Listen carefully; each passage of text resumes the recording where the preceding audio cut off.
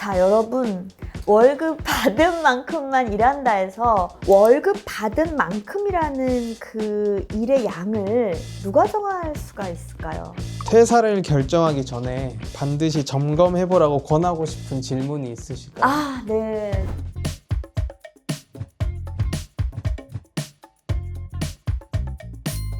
저희 지난번에 여기서 똑같은 장소에서 웰리스 편이랑 건강 트렌드 찍었는데 퇴사가 웰리스다 약간 그 얘기를 예. 하다가 이제 네네. 멈췄거든요. 예. 근데 저는 그게 굉장히 후킹하고 주변 반응이 좋아서 좀 직장 생활에서 웰리스를 찾아보자 혹은 뭐 직장 생활에 대해서 좀 한번 얘기해보고 싶었어요. 먼저 시작하기 전에 밸런스 게임을 좀 한번 가볍게 좋습니다. 나 게임 너무 좋아하는데. 업무 효율을 위해서 답장할 때 넵 알겠습니다로 단호하게, 사회생활이니까 이모티콘은 붙여야 한다. 네, 알겠습니다. 틀린 건 확실하게 짚어줘야 된다 vs 자존감을 깎으면서까지 일하고 싶지 않다. 확실하게 짚어줘야 된다. 우리는 동료인가 남남인가? 동료다. 그러면 직장 동료와 사내 연애 할 수 있다? 아니다. 절대 하면 안 된다. 당연히 할 수 있다. 네. 회식 가끔은 필요하다 vs 일이니까 시간 낭비다. 유일하게 고민되는데 일이니까 시간 낭비다. 연봉 협상 성과가 뚜렷한 사람에게 몰아줘야 한다 vs 함께 고생했으니 다 같이 성과를 가져간다. 저는 다 같이 가져간다입니다. 네. 그렇게 개인적이고요. 그 다음에 사내 정치 이것도 능력이다 vs 실력 없는 사람들이 비겁하게 살아남는 방법일 뿐. 비겁하게 살아남는 방법일 뿐. 나의 상사가 멍청한데 부지런한 케이스. 멍청한, 이거 그냥 커뮤니티 표현이에요. 멍청한데 게으른 케이스. 둘 중에 하나를 상사로 같이 일해야 된다는. 게으른 케이스. 게으른 멍청하다면 케이스? 게으른 케이스. 재밌네요. 완전은 회사는 매일 적어도 8시간을 머물러야 하는 일상의 한 영역이다. 주 52시간제에 야근도 회식도 없는 워라밸 좋은 회사를 다닌다 해도 회사 생활이 인생의 3분의 1, 보수적으로 잡아도 4분의 1을 차지한다. 그러니 회사 생활에서 성취감을 느낄 수 없다면 행복한 인생이라 할 수 없다. 행복은 기대 대비 더 나은 상태. 영어로 하면 better than expectation이다. 그때 이걸 쓰셨던 당시의 생각을 한번 들려주실 수 있을까요? 네네네. 이 책의 원래 제목이 뭐였냐면은 조직이 바뀌기 전에 나부터 변한다였어요. 네. 이제 그 팬데믹 때문에 이제 유연한 근무, 소위 이제 재택근무라고 많이 표현하셨죠. 우리는 재택근무라고 하지 않았거든요. 모바일 오피스라고 표현을 했었어요. 이제 그런 방식들이 굉장히 우리가 이제 선진적으로 막 되게 앞서간 거예요. 제가 이제 다른 기업에 조언도 하고 포럼도 하고 막 그랬었거든요. 제가 그런데도 막 다니면서 이제 그때 느꼈던 거는, 그러니까 하나는 시장의 필요는 팬데믹 때문에 직접적으로 생긴 거, 그 다음에 두 번째는 직장 내에서 이제 방금 그런 밸런스 게임 할게요 라고 한 것처럼 이게 맞아 저게 맞아 라는 것에 대한 젊은 세대들과 이제 기존에 계셨던 분들과의 이제 가치관의 차이, 그런 부분들이 이제 첨예하게 나왔었기 때문에 이제 이 책을 쓰게 됐고요. 그때 이제 이런 말들이 생겼거든요. 뭐 월급 루팡이라는 둥, 1인분 이제 이런 말들도 생겼고, 열심히 하면 이제 어리석은 거야 이제 이런 것들이 나왔고, 직장은 직장일 뿐 이제 이런 인식들이 너무 강해서 그렇지 않다라는 말을 하나 하고 싶었고, 또 하나는 조직에 계신 이제 조직장들, 의사결정자 분들한테 지금 사람들이 이런 생각을 가지고 있는 배경에 이런 게 있으니까 이제 좀 알아두십시오. 이제 이런 필요성에 의해서 이제 이 책을 쓰게 되었습니다. 지금 맥락에서 좀 공감이 되는 부분도 있었거든요. 그러니까 회사 생활이 힘드니까 그만큼 바깥 생활에서 그걸 메꾸려고 노력하는데 그럼에도 이 밸런스 찾는 게 그만큼 어려운 거잖아요. 맞아요. 그러니까 성취감이라는 것이 언제나 너무 필요한 거죠. 그게 이제 과거에는 이 일과 굉장히 일치했었던 거죠. 이렇게 승진하고 뭐하고 월급도 오르고 이렇게 쭉쭉쭉 가는. 근데 그런 부분이 이제 좌절되거나 혹은 이게 비전처럼 보이지 않거나 별로 이제 워너비가 되지 않았을 때, 그럼에도 불구하고 인간 어딘가에서 내가 좀 성취감도 느끼고 목표 정하고 이루고 이러면서 이제 한 발 한 발 나아가야 된다는 거죠. 근데 이게 일에서 이제 딱 X를 긋고 나서는 이제 이거를 여가로 이제 많이 돌리는구나. 이제 그런 걸 느끼게 됐고요. 오케이, 이래서 승부 안 봐도 돼. 그럼에도 불구하고 내가 하는 일 자체가 즐겁지 않다면 혹은 너무 막 진짜 유체 이건 나는 내가 아니야 이렇게 한다고 하면 그건 행복할 수 없어. 그런 맥락입니다.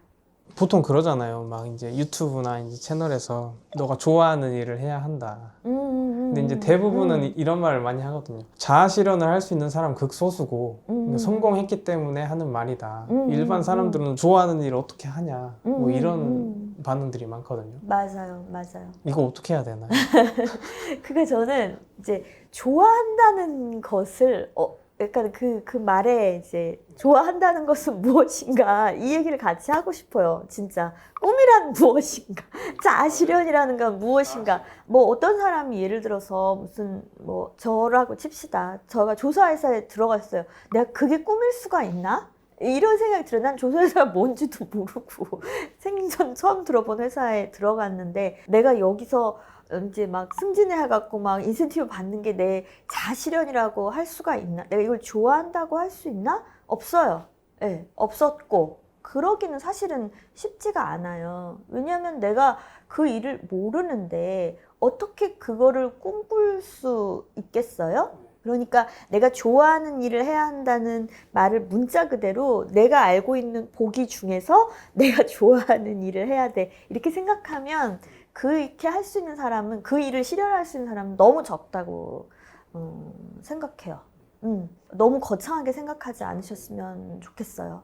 나밖에 예를 들 수 없어서 좀 그렇긴 한데, 예를 들면 이 프로젝트 자체를 제대로 마무리하는 것, 그리고 이 프로젝트가 그래도 내가 하는 동안에는 도대체 이게 무슨 일인지는 알고자 하는 것, 이제 이런 거예요. 너무 거창하게 막 이것이 직업에서 이루어져야 되는 거야, 자아실현 이런 거야, 이제 이렇게 생각하는 것은 뭐 예나 지금이나 그건 언제나 좀 불가능한 얘기인 것 같고요.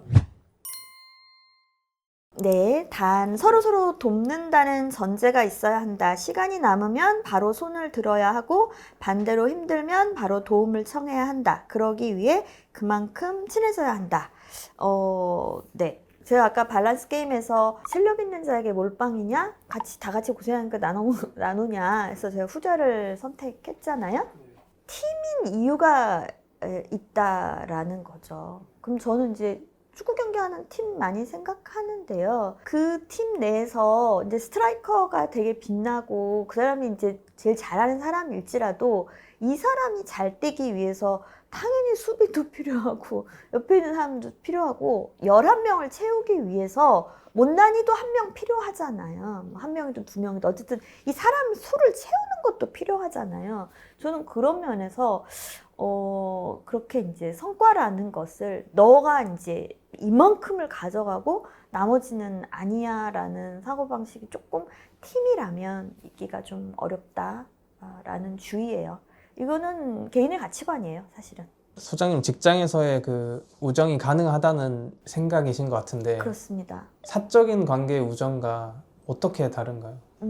저는 사실은 사적인 관계로도 우정을 맺고 있긴 한데요. 뭐 베스트 프렌드도 만나고 이렇게 했다고 볼 수 있는데 그건 이제 제 개인적인 성향인 것 같고 직장에서의 우정은 뭐냐면 저 사람이 어려움에 처해 있거나 하면은 내가 손들어서 도와줄 수 있는 일은 도와준다라는 개념입니다.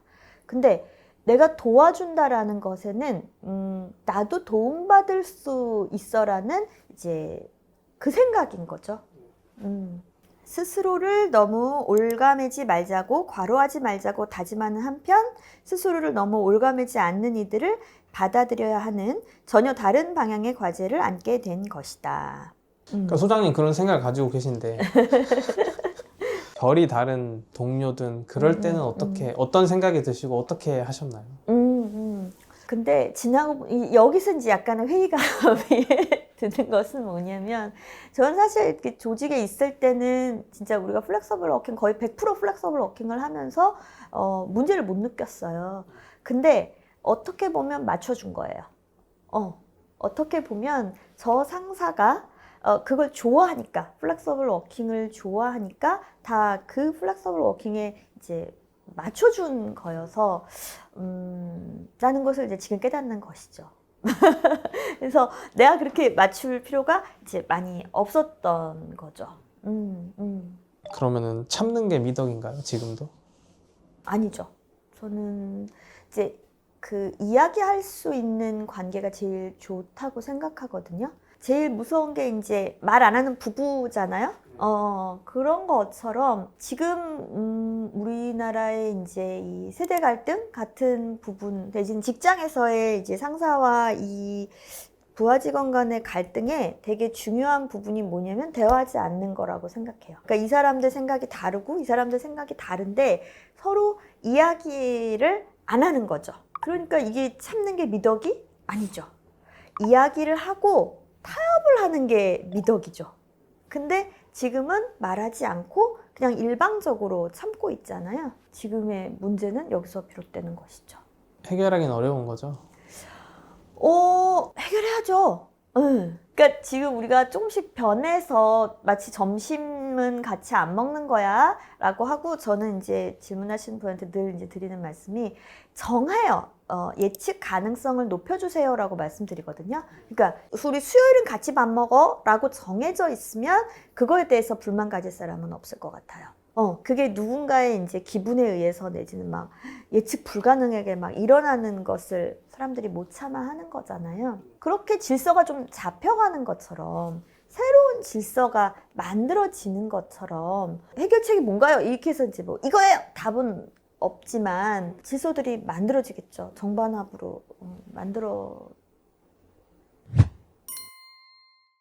조용한 퇴사에 대해서 어떻게 생각하세요? 안 퇴사했는데 조용히 그냥 사실 마음으로 퇴사한 거죠. 월급 받은 만큼만 일하는 게 영리하다가 조용한 퇴사의 맥락인 것 같아요. 그 하는 사람이. 자, 여러분. 월급 받은 만큼만 일한다 해서 월급 받은 만큼이라는 그 일의 양을 누가 정할 수가 있을까요? 월급 받은 만큼이라고 일하는 사람은 월급이 너무 작고 내가 그냥 여기 앉아있는 것만으로도 월급만큼 한 거야 난 이렇게 생각할 것 같고요. 주는 사람 입장에서는 월급 받은 만큼이라는 것은 거의 그 사람의 최선? 이라는 부분을 생각했을 거예요. 그러니까 월급 받은 만큼 일한다라는 것이 합리적인 말이 될 수가 없죠. 월급 받은 만큼이라는 그것을 아무도 정하질 않았는데 느낌으로 아는 거 아닐까요? 내가 주변을 둘러봤는데 이 정도면 그쵸. 그렇게 생각하는 거죠. 맞아요. 근데 이제 그 월급 받은 만큼만 일한다고 생각하는 사람의 그 받은 만큼이 적을 가능성이 굉장히 높죠. 난 적게 받았기 때문에 더 내 최선을 안 하는 거잖아요. 그 조창강연 가도 이런 질문 많이 나올 것 같은데 맞나요? 조창강연에서는 이제 이런 얘기보다는 점심 얘기가 조금 더 시간에 관련된 얘기가 많이 나오는 것 같아요. 근데 이제 그 아까 말씀드린 이제 잡초 같은 그런 일들을 너무 다 많이 겪었기 때문에 지금 이제 사람 뽑는 데 대해서 굉장히 보수적이죠. 보수적으로 변했다. 그러니까 더 이제 일자리가 없겠죠?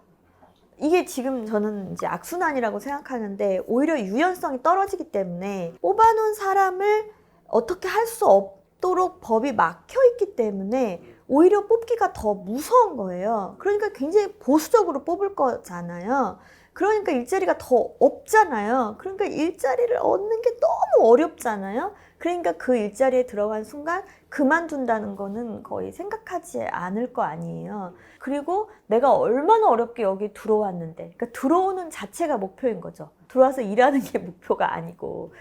그러다 보니까 이제 들어오신 분들에 대한 기대치와 이 사람이 난 받은 만큼만 일할 거야 라는 생각의 이 기대치가 지금 어긋나고 있는 거라고 생각합니다. 제가 게시글을 올렸는데 그 댓글이 몇 개 달렸어요. 네, 퇴사를 결정하기 전에 반드시 점검해보라고 권하고 싶은 질문이 있으실까요? 네, 전 좋은 질문이신 것 같아요. 일과 회사 생활은 다를 수 있다고 보여지거든요. 그러니까 제가 조사회사에 다녔다고 했잖아요.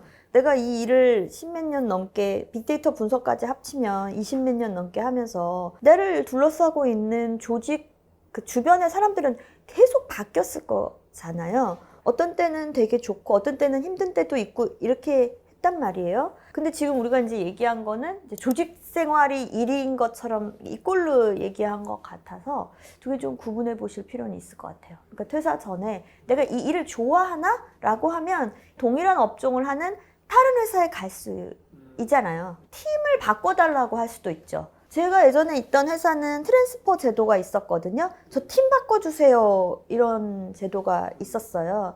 그 분리해 볼 필요가 있죠. 내가 이 일이 좋아? 맞아? 어때? 근데 지금 내가 같이 일하고 있는 곳에 어떤 뭐 상사든 동료든 부하 직원이든 너무 안 맞아?